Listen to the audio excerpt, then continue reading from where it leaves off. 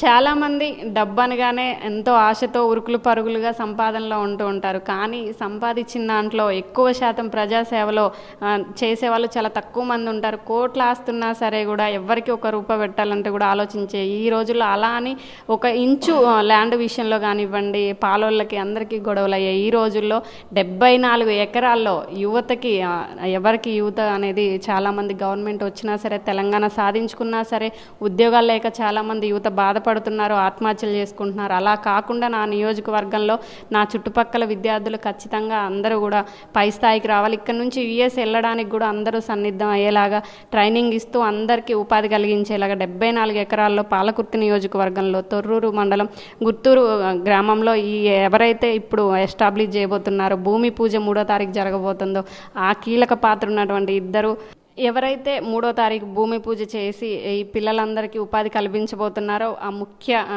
కీలక పాత్ర పోషించేటువంటి హనుమాన్ల రాజేందర్ రెడ్డి డాక్టర్ గారు. అలానే మనతో ముఖ్యంగా పాలకుర్తి నియోజకవర్గ కాంగ్రెస్ పార్టీ ఇన్ఛార్జు, ఇవాళ పాలకుర్తి నియోజకవర్గంలో కాంగ్రెస్ జెండా ఎగిరిందంటే కీలక భూమిక పోషించినటువంటి ఝాన్సీ రెడ్డి గారు కూడా మనతో ఉన్నారు.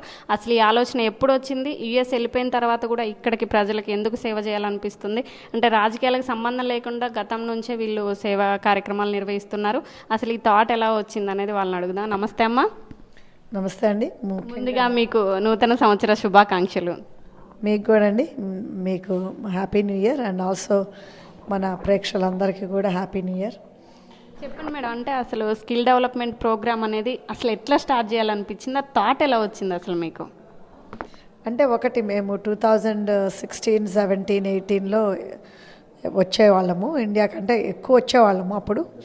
సో ఆ టైంలో ఏమైందంటే మేము దత్తత తీసుకున్నాము మా గ్రామాన్ని. మాది చల్లపాలెం దత్తత తీసుకున్నప్పుడు ఏమైందంటే చాలామంది లైబ్రరీస్ లేవు, వాళ్ళకి కోచింగ్కి ప్రిపేర్ అవ్వాలన్నా కానీ.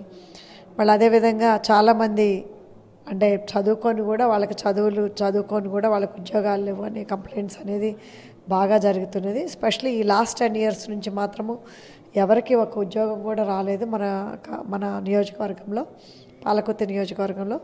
సో ఎప్పుడు కూడా కంప్లైంట్ చేస్తే అప్పుడు మేము అనుకున్నాం, మా వారితో మాట్లాడి, ఆయన డాక్టర్ రాజేందర్ రెడ్డి గారు వాళ్ళ నాన్నగారిది, వాళ్ళ జేజి నాన్నగారు అంటే వాళ్ళ తాతగారిది చల్లపాలెం. సో అదేవిధంగా ఇప్పుడు అంతకుముందు 30 years క్రితమే మా వారు అక్కడ హాస్పిటల్ కట్టించారు చల్లపాలెంలో.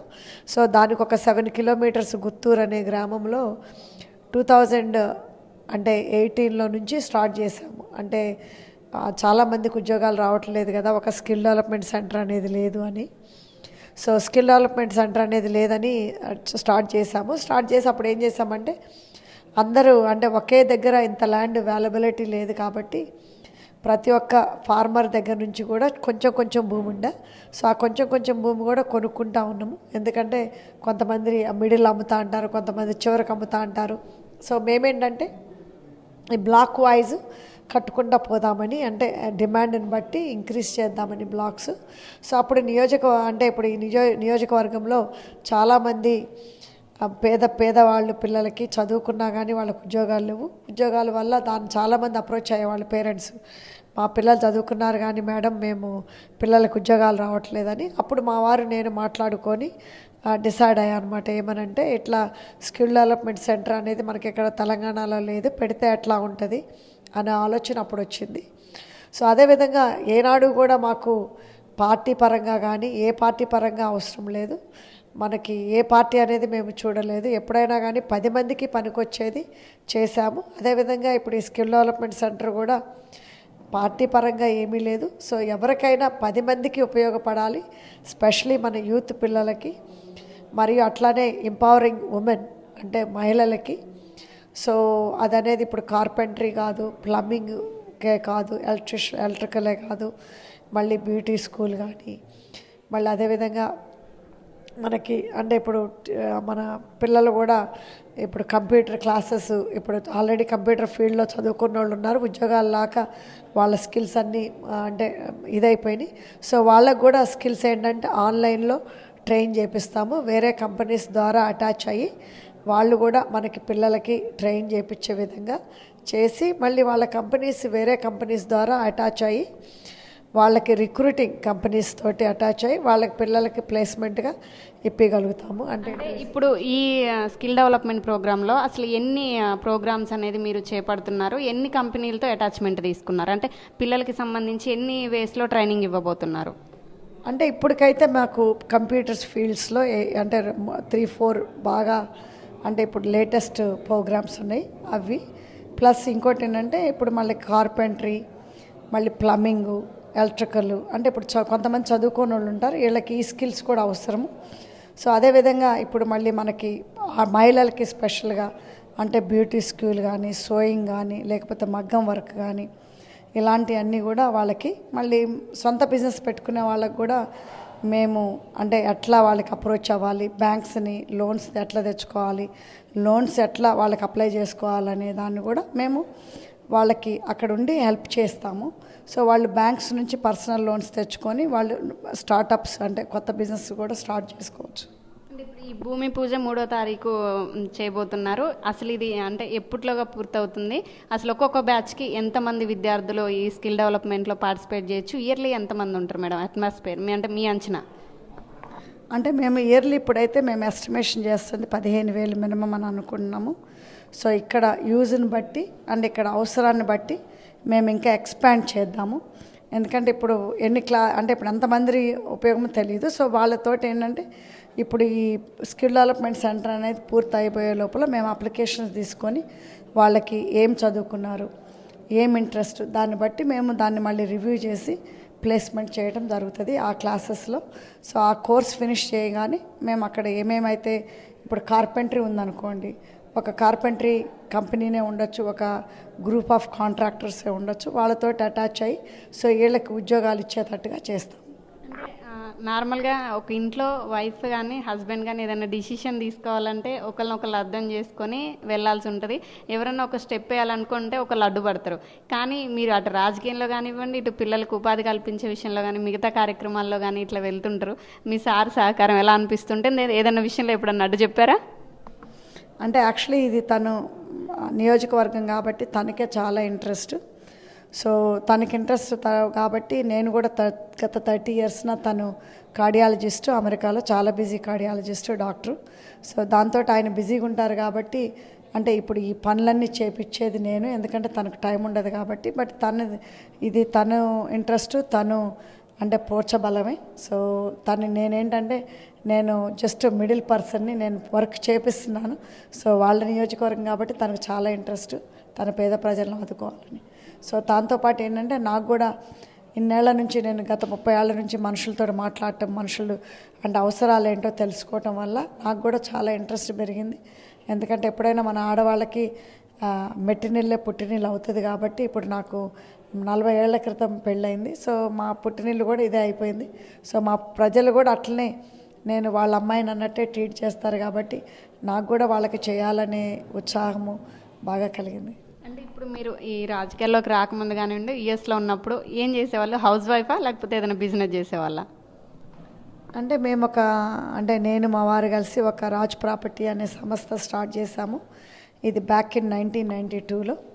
సో ఆ 1992లో ఆ కంపెనీ స్టార్ట్ చేశాము. ఆ కంపెనీతో ఏంటంటే ఆ కంపెనీని నేను నడుపుతాను. అంటే మా వారు బిజీ కాబట్టి నేను నడుపుతాను. సో యూజువలీగా మా ఇద్దరిది ఇన్పుట్ ఉంటుంది కంపెనీలో. కాకపోతే ఏంటంటే డే టు డే నేను ఎక్కువ ఇన్వాల్వ్, తను బిజీ ఉంటారు కాబట్టి. సో ఆ కంపెనీని ఎప్పుడు నేను ప్రాపర్టీ మేనేజ్మెంట్ కంపెనీ అంటారు. సో అది అపార్ట్మెంట్స్ కానీ, మేము ఇళ్ళు రెంట్ చేయటం కానీ, సో ఆ బిజినెస్ మాకు ఒక 100 మంది దాకా పనిచేస్తారు.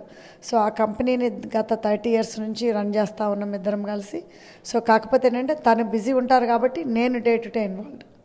అంటే ఇప్పుడు మీరు ఈ స్కిల్ డెవలప్మెంట్ ఏదైతే 74 ఎకరాల్లో మీరు స్టార్ట్ చేయబోతున్నారో దీన్ని మీరు అనుకున్నప్పుడు, ఆచరణ పెట్టాలనుకున్నప్పుడు ఏమన్నా అడ్డంకులు ఎదుర్కొన్నారా? ఇవాళ 2024లో ప్రారంభించబోతున్నారు, ఎలా అనిపిస్తుంది? మిగతా రాజకీయ నాయకులను కూడా కలుపుకొని అందరితో కలిపి ముందుకెళ్ళబోతున్నారా? ఎలా ఉంటుంది ఈ కార్యాచరణ? తప్పకుండా అండి, మిగతా రాజకీయ నాయకులను కూడా ఇన్వైట్ చేయడం జరిగింది. సో అందరూ కూడా రావాలని కోరుకుంటున్నాను. సో మన మినిస్టర్లు కానీ, మన ఉమ్మడి వరంగల్ ఎమ్మెల్యేస్ని కానీ తప్పకుండా పిలుస్తాము. సో అందరూ కూడా వచ్చి ఆ భూమి పూజకి తప్పకుండా వాళ్ళు పాల్గొంటారు. సో అదేవిధంగా మేము ఇది అనుకున్నప్పుడు అంటే ఇప్పుడు గత 2018లో నుంచి స్టార్ట్ చేశాము ఈ ప్రాజెక్ట్. అంటే ఈ ల్యాండ్ ఫార్మర్స్ దగ్గర నుంచి కొంటాము. సో ఈ లోపల కొన్ని ఆటంకాలు వచ్చినాయి. సో ఆటంకాలు ఏంటనేది అవి పరిష్కారం చేసుకుంటా పోవటం జరిగింది. సో దానివల్ల ఏంటంటే ఆల్మోస్ట్ 3 years పట్టింది మాకు ల్యాండ్ మొత్తం అక్యూర్ చేయాలంటే. ఎందుకంటే మనకి స్టెప్స్ బై స్టెప్స్ కట్టుకుంటే వెళ్ళాలి కాబట్టి ఎక్కువ ల్యాండ్ ఉంటేనే బెటర్ ఫస్టే అని సో ఎక్కువ ల్యాండ్ కొనటం జరిగింది మన ట్రస్ట్ తరపుకి. సో అదేవిధంగా అంటే ఇప్పుడు మేము కొన్నా కానీ అది డొనేట్ చేయడం జరిగింది ట్రస్ట్కి. సో అది డొనేషన్లో కాబట్టి ఇప్పుడు స్కిల్ డెవలప్మెంట్ సెంటరు, రేపు వృద్ధాశ్రమం కానీ అనాథాశ్రమం కానీ కట్టబోతున్నాము. సో ఇప్పుడు ఫస్ట్ అయితే స్కిల్ డెవలప్మెంట్ సెంటర్ స్టార్ట్ చేస్తాము. సో ఇది ఎట్లా డిమాండ్ ఉంటుంది, ఇది ఎట్లా అంటే ఉపయోగపడుతుంది మన నియోజకవర్గం పిల్లలకి చూసి దాన్ని బట్టి ఇంకా వేరే వేరే ఫీల్డ్స్లో కూడా ఎక్స్పాండ్ చేయడం జరుగుతుంది. సో అదేవిధంగా కూడా ఇది అయిపోయిన తర్వాత కూడా మేము అనాథాశ్రమం కానీ వృద్ధాశ్రమం కానీ అది కూడా స్టార్ట్ చేస్తాము. So 1 step at a time అంటారు కదా. సో దాని ప్రకారం మేము కూడా అదే స్టార్ట్ చేస్తున్నాము. అంటే ఇప్పుడు తెలంగాణ మొత్తం రాజకీయాల్లో కానివ్వండి, అన్ని పార్టీలని కాదు, ప్రతి ఒక్కళ్ళు కూడా పెద్ద చర్చనీయాంశం. రేవంత్ రెడ్డి గారు గెలిచిన తర్వాత తన నియోజకవర్గానికి కూడా వెళ్ళలేదు. పాలకుర్తి నియోజకవర్గానికి మీకు సపోర్ట్గా ఇక్కడికి వచ్చి ఓపెనింగ్ చేయబోతున్నారు అంటున్నారు. అది నిజమేనా? రాబోతున్నారా సీఎం ఈయన? అంటే సీఎం గారు మాత్రం ఇంకా కన్ఫర్మేషన్ చేయలేదండి. ఎందుకంటే మేము 3వ తారీఖు పెడుతున్నామని ఇన్వైట్ చేయడం జరిగింది తన్ని. సో తను స్కెడ్యూల్ చూసుకొని చెప్తా అన్నారు. సో వస్తారా రారా అనేది ఇంకా తెలియదు, క్లారిటీ లేదు. సో మొత్తం వేరే మంత్రులు మాత్రం, వేరే ఎమ్మెల్యేస్ మాత్రం తప్పకుండా ఎవరికి వీలైతే వాళ్ళకి తప్పకుండా వస్తారు. సో తప్పకుండా వాళ్ళు కూడా పాల్గొంటారు. వాళ్ళకి సంబంధించి కానివ్వండి, పెద్ద ఎత్తున ఇక్కడ మీకున్న నియోజకవర్గంలో మీకు తెలిసిన ఫాలోయింగ్ తెలిసిందే, అలాంటి కార్యకర్తలకు కానివ్వండి, వచ్చే నాయకులకు కానివ్వండి, ఇటు పాల్గొనబోయే అందరికీ ఎలాంటి ఏర్పాట్లు చేయబోతున్నారు? భారీ ఏర్పాట్లు ఉండబోతున్నాయా ఇక్కడ? తప్పకుండా అండి. వాళ్ళందరికీ కూడా మా పాలకుర్తి నియోజకవర్గ ప్రజలందరినీ కలిసే విధంగా అవకాశం ఉంటుంది. సో మంత్రి గారు కానీ, మినిస్టర్లు గారు కానీ, లేదా మన ఎమ్మెల్యేస్ గారు కానీ అందరికీ మా పాలకుర్తి నియోజకవర్గాన్ని ప్రజల్ని చూసే మా పాలకుర్తి నియోజక ప్రజలు కూడా వాళ్ళని చూడాలని అనుకుంటున్నారు చాలా సంతోషంగా ఉంది. వాళ్ళందరికీ కూడా తప్పకుండా అరేంజ్మెంట్స్ ఏ ఇబ్బంది కలగకుండా మాత్రం తప్పకుండా చేస్తాం. అంటే ఇప్పుడు ఈ స్కిల్ డెవలప్మెంట్ ప్రోగ్రాంలో స్టూడెంట్స్ అనేది ఉపాధి పొందబోతున్నారు. వాళ్ళకి ట్రైన్ ఇవ్వడానికి ఎంతమంది, అంటే లెక్చరర్స్ అనుకోండి, లేకపోతే వాళ్ళకి ఇచ్చే ట్రైనీలు అనుకుందాం, ఎంతమందిని మీరు అక్కడ ఫుల్ఫిల్ చేయబోతున్నారు? అంటే ప్రస్తుతానికైతే మాత్రం ఒక్కొక్క ఫీల్డ్లో ఒక 2-3 టీచర్లు తీసుకోవడం జరుగుతుంది. అంటే టీచింగ్ ఫెసిలిటీస్ వాళ్ళకి. సో అదే ఇప్పుడు స్టూడెంట్స్ ఎంతమంది అయితే ఉంటారో దాన్ని బట్టి మళ్ళీ ఎక్స్పాండ్ చేసుకుంటూ పోతాము. సో ఏదైనా కానీ ఒక నీడ్ని బట్టి ఎక్స్పాండ్ చేస్తాం.